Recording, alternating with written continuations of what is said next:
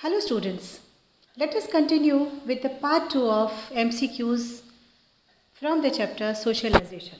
तो चलिए शुरू करते हैं। समाजीकरण की प्रक्रिया निम्न में से क्या है? प्रतिक्रिया का सीखना, परिस्थिति का प्रत्यक्षीकरण, क्रिया का प्रारंभ या उपर्युक्त सभी। तो आप सभी जान चुके होंगे अब तक कि इस क्वेश्चन का सही उत्तर है उत्तर ऑप्शन डी यानी कि उपर्युक्त सभी मीन्स प्रतिक्रिया का सीखना, परिस्थिति को का प्रत्यक्षीकरण और क्रिया को आरंभ करना। ये सभी जो क्रियाएं हैं ये सभी समाजीकरण के तहत आती हैं। So the correct option is option D, that is उपर्युक्त सभी। सेकेंड क्वेश्चन, समाजीकरण की प्रक्रिया में निम्न में से क्या सम्मिलित नहीं है? प्रतिक्रिया का सीखना, प्रतिक्रिया का दिखाना, परिवार की आर्थिक स्थिति या परिस्थिति का प्रत्यक्षीकरण। सो इस प्रश्न का सही उत्तर है ऑप्शन सी, दैट इज परिवार की आर्थिक स्थिति, क्योंकि परिवार की आर्थिक स्थिति बहुत ज़्यादा अफेक्ट नहीं करती है समाजीकरण में। So the correct option is C. बालक के समाजीकरण में बाधक तत्व निम्न में से क्या है? बालक की शारीरिक अस्वस्थता, बालक की मानसिक अस्वस्थता, परिवार की आर्थिक स्थिति या उपर्युक्त सभी। सो the correct option is option D, that is उपर्युक्त सभी, क्योंकि अगर बालक अस्वस्थ है, मानसिक रूप से अस्वस्थ है, शारीरिक और मानसिक रूप से दोनों तरह से अगर अस्वस्थ है, या कि आर्थिक स्थिति भी परिवार की बहुत ख़राब है, या फिर इसके अतिरिक्त ये भी है कि वो किस तरीके से अपने आप को उन चीज़ों को ऑब्ज़र्व करता है या उसकी विल पावर क्या है, ये सभी पहले के तीनों ऑप्शंस हैं वो बाधक तत्व बन जाते हैं समाजीकरण में। So the correct option is option D. बालक के समाजीकरण में निम्न में से कौन से बाधक तत्व नहीं हैं? मीन्स कौन से हर्डल्स नहीं हैं जिनका कोई फर्क नहीं पड़ता है? फर्स्ट इज विद्यालय की भेदभावपूर्ण नीति, बालक की हीन भावना, प्रतिक्रिया का अधिगम या उचित शिक्षा का अभाव। सो इसका सही उत्तर है ऑप्शन सी, दैट इज प्रतिक्रिया का अधिगम, क्योंकि प्रतिक्रिया का अधिगम मीन्स अधिगम की जो प्रतिक्रिया है वो इसके तहत आ जाती है। तो समाज सोशलाइजेशन में ये एक बहुत बड़ा बाधक तत्व नहीं है। तो ये जो है उसका जो रिएक्शन है एक बालक का, वो definitely it goes towards the learning only. ठीक है, तो क्योंकि एक लर्निंग प्रोसेस ही है समाजीकरण। Therefore the correct option of this question is option C, that is प्रतिक्रिया का अधिगम। नेक्स्ट, मैस्लो के अनुसार बालक के समाजीकरण में बाधा पहुंचाने वाले तत्व निम्न में से कौन से हैं? बाल्यकालीन परिस्थितियां, सांस्कृतिक परिस्थितियां, तत्कालिक परिस्थितियां या कि उपर्युक्त सभी। सो the correct option you must know that it is the D, that is उपर्युक्त सभी, क्योंकि सारी परिस्थितियां समाजीकरण में बाधा उत्पन्न करती हैं। बाल्यकालीन परिस्थितियाँ भी, सांस्कृतिक और तत्कालीन परिस्थितियाँ, they definitely are the hurdles. जो अगर परिस्थितियाँ फेवरेबल हैं तो उसी तरीके से उसमें प्रोसीड करेंगे बच्चा समाजीकरण की तरफ, अगर नहीं है तो उसी तरीके से वो आगे प्रोसीड करेगा। सोशलाइजेशन होने में उसको एक थोड़ी सी परेशानी डेफिनेटली आती है। So the correct option is option D. Next question, जाति, वर्ग, धर्म आदि से संबंध रखने वाली पूर्ण धारणाएं किस परिस्थिति के अंतर्गत आती हैं? बाल्यकालीन परिस्थितियां, तत्कालीन परिस्थितियां, सांस्कृतिक परिस्थितियां या उपर्युक्त सभी। तो इस प्रश्न का सही उत्तर है option C, that is cultural situations. Cultural जो कंडीशंस हैं वो डेफिनेटली ये पूर्व धारणाएं की परिस्थिति के अंतर्गत आती हैं, क्योंकि ये कल्चर जो है वो डेफिनेटली एक लर्निंग एस्पेक्ट होता है समाजीकरण की प्रक्रिया में। तो देयरफॉर सांस्कृतिक परिस्थितियाँ जो है वो बहुत इम्पॉर्टेंट है इस प्रोसेस में। नेक्स्ट, बालक के सामाजिक, मानसिक एवं शारीरिक विकास पर निम्न में से क्या कुप्रभाव डालती है? विद्यालय की भेदभावपूर्ण नीति, अनुकूलनशीलता, सामाजिक वातावरण या सामाजिक व्यवहार। तो इसका सही उत्तर है ऑप्शन ए, दैट इज़ विद्यालय की भेदभावपूर्ण नीति जो है वो बालक के सामाजिक, मानसिक और शारीरिक विकास पर प्रभाव डालती है। इसलिए स्कूल्स एंड कॉलेजेस का जो एनवायरनमेंट है, एटमॉस्फेयर है, वो it should be very favourable. So विद्यालय की भेदभाव, अगर वहाँ पर पार्शियलिटी होगी तो डेफिनेटली एक बालक अफेक्ट होगा। सो the correct option of this question is option A, that is विद्यालय की भेदभावपूर्ण नीति। तादात्म्यकरण अवस्था में बालकों में समाजीकरण की प्रक्रिया किन रूपों में दिखाई देती है? सामाजिक भूमिका से तादात्म्यकरण के रूप में, सामाजिक समूहों से तादात्म्यकरण के रूप में, या ए एवं बी दोनों, या कि इनमें से कोई भी नहीं। So the correct option is option C, that is A and B दोनों ऑप्शंस, जिसमें कि लिखा है कि सामाजिक भूमिका से तादात्म्यकरण और सामाजिक समूहों से तादात्म्यकरण। ये आप जानते होंगे कि तादात्म्यकरण क्या होता है। दिस इज़ आइडेंटिफाइंग, एक बालक जो है वो आइडेंटिफिकेशन, उसकी जो डेवलपमेंट होता है वो इस समाजीकरण की प्रक्रिया में बहुत इम्पॉर्टेंट होता है। He starts identifying socially also, and जो ग्रुप्स हैं, सोशल ग्रुप्स हैं, उनके बीच में भी उसका नॉर्म्स एंड रेगुलेशंस एंड उसकी जो वैल्यूज़ हैं उन सबको वो आइडेंटिफाई करने लगता है, and he tries to be a social person.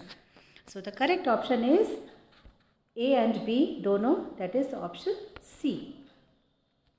Next, समाजीकरण की वह प्रक्रिया है जिसमें व्यक्ति सामाजिक तथा सांस्कृतिक क्षेत्र में प्रवेश करता है, समाज के विभिन्न समूहों का सदस्य बनता है। नेक्स्ट, जिसके द्वारा उसे समाज के मूल्यों व मानकों को स्वीकार करने की प्रेरणा मिलती है, या कि उपर्युक्त सभी। सो the correct option is option D. ये आप सभी जानते हैं कि पहले ए, बी, सी ऑप्शंस जो हैं ये समाजीकरण की प्रक्रिया के अहम हिस्से हैं। They play an important part in the process of socializing a person, a child. So the correct option is option D. समाजीकरण के द्वारा बालक में आत्म का विश्वास होता है, तो वह समाज सोशलाइजेशन जब हो जाता है, ये समाजीकरण होता है, तो उसके द्वारा बालक में आत्म का, उसके सेल्फ कॉन्फिडेंस का डेवलपमेंट होता है। तो वह क्या करता है, निम्न में से स्वयं का आकलन करने लगता है। उसमें स्वयं के प्रति अधिक से अधिक जानने की इच्छा नहीं उत्पन्न होती है, अपने व्यक्तित्व का मूल्यांकन नहीं करता है, या कि अपने बारे में कोई धारणा नहीं बनाता है। तो इसमें द करेक्ट ऑप्शन ए है, क्योंकि वो अपने आप को इवैल्यूएट करने लगता है, अपने आप को समझने लगता है कि मैं पहले क्या था, नाउ आई नो एवरीथिंग। उसको जो जिस तरीके से उसका इंटरेक्शन विद द सोसाइटी होने लगता है with the lapse of time, तो उसके अंदर काफ़ी हद तक परिवर्तन आता है, और उससे क्या होता है, उसके आत्म का विकास होता है। सो वो स्वयं का आकलन करने लगता है। The correct option is option A. Next, सामाजिक भूमिका में तादात्म्यकरण निम्न में से किसको कहा जाता है? जब बालक माता पिता, भाई बहन, रिश्तेदारों आदि सदस्यों के अनुरूप कार्य करता है, दोस्तों के समूह में कार्य करता है, मित्रों के साथ कार्य करता है, या स्कूलों के अनुरूप कार्य करता है। तो इसका सही उत्तर है ऑप्शन ए, क्योंकि वो अपने जब बालक पहली बार आता है अपने घर में, परिवार में, तो वो अपने माता पिता, फिर उसके भाई बहन, रिश्तेदारों, इस तरीके से उसका सोशल सर्कल इंक्रीज़ होता जाता है। तो इसलिए वो वहाँ के लोगों के अनुरूप वो कार्य करता है, उनको ऑब्जर्व करता है और उनको फॉलो करने को ट्राई करता है। तो सो the correct option of this question is option A. मौखिक अवस्था निम्न में से कौन सी होती है? जन्म से 1 वर्ष, या जन्म के समय, या जन्म से 4 वर्ष, या जन्म से 3 वर्ष। The correct option is option B, क्योंकि मैंने आपको बताया है कि जो ओरल स्टेज है वो सिर्फ जन्म के टाइम होती है, जब बालक जन्म लेता है, उसकी सारी क्रियाएं जो है वो मौखिक होती हैं। So the correct option is option B. Next, बालक अपनी शौच संबंधी क्रियाओं को किस अवस्था में सीखता है? शौच संबंधी क्रियाओं को किस अवस्था में सीखता है? शैशव अवस्था, मौखिक अवस्था, बाल्यावस्था या तादात्म्यकरण अवस्था। The correct option is option A, क्योंकि वही एक अवस्था होती है शैशवावस्था जिसमें कि एक बालक अपनी जो शौच संबंधी क्रियाएं हैं उसमें वो उसके अंदर लर्निंग होती है इनको लेकर। Correct option is A. Next is, बालक सही व गलत में भेद करना किस अवस्था में जान जाता है? बाल्यावस्था, मौखिक अवस्था, शैशवावस्था या तादात्म्यकरण अवस्था। The correct option again is शैशवावस्था, that is the option C. और बालक में अनुकरण की प्रवृत्ति का विकास किस अवस्था में हो जाता है? बाल्यावस्था, शैशवावस्था, मौखिक अवस्था या तादात्म्यकरण अवस्था। The correct option is option B, that is शैशवावस्था में वो इमिटेट करता है, दूसरों को इमिटेट करता है। So the correct option is B. Next, तादात्म्यकरण अवस्था का प्रारंभ सामान्यतः किस आयु से होता है? 1 से 4 वर्ष, 3 से 5 वर्ष, 3 से 4 वर्ष या 3 से 6 वर्ष। The correct option of this question is 3 से 4 वर्ष, दैट इज ऑप्शन सी, क्योंकि यहीं पर एक जो आइडेंटिफिकेशन स्टेज होती है वो ज़्यादातर यही होती है, वो आइडेंटिफाई करने लगता है, उसके अंदर तादात्म्यकरण अवस्था डेवलप होती है। तादात्म्यकरण अवस्था सामान्यतः किस आयु तक चलता है? 12 से 13 वर्ष, 11 से 13 वर्ष, 10 से 13 वर्ष या 12 से 15 वर्ष। इसका सही उत्तर है ऑप्शन ए, दैट इज़ 12 से 13 वर्ष तक की आयु तक वो तादात्म्यकरण अवस्था चलती है। नेक्स्ट, जब बालक तादात्म्यकरण नहीं कर पाता है तो उसमें क्या उत्पन्न होता है? सौंदर्यता, प्रेम एवं सहयोग, ईर्ष्या एवं उद्वेग या व्यवहार पर नियंत्रण करना।